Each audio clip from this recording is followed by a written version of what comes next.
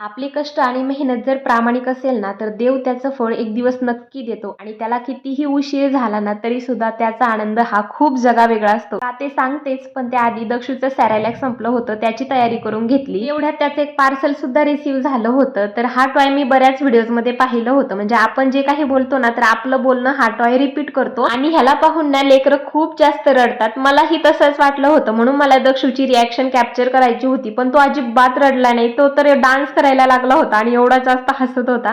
बाकी तुम्हाला तर याची लिंक हवी असेल तर मला लिंक अशी कमेंट करा, मी सेंड करते तुम्हाला. त्यानंतर आम्ही आलो होतो नगरला, कारण माझ्यासाठी आयफोन घ्यायचा होता. आता आयफोन घेणं ही काही मोठी गोष्ट नाही, कारण तो प्रत्येकाच्या हातात असतो. पण आपल्या मिडल क्लास फॅमिलीमध्ये ती खूप मोठी गोष्ट आहे. कारण कितीही नाही म्हटलं ना, तरी घरातले प्रॉब्लेम, बाहेरचे प्रॉब्लेम काही ना काही होऊन जातं आणि मग हे स्वप्न आपले तसेच राहून जातात. आता लग्नाच्या आधी आपले आई वडील आणि लग्नानंतर आपला नवरा आपले सगळे हट्ट पूर्ण करायला आहेच. पण जेव्हा आपण स्वतः 4 पैसे कमावतो आणि त्यातून अशा काही गोष्टी घेतो ना, तेव्हा मात्र आपले स्वप्न पूर्ण होतात बरं का. आणि खरंच कालचा दिवस माझ्यासाठी खूप स्पेशल होता. चला मग अशा गोड गोड स्माइल सोबत संपवूया आपला व्हिडिओ. आपण भेटू नेक्स्ट व्हिडिओमध्ये.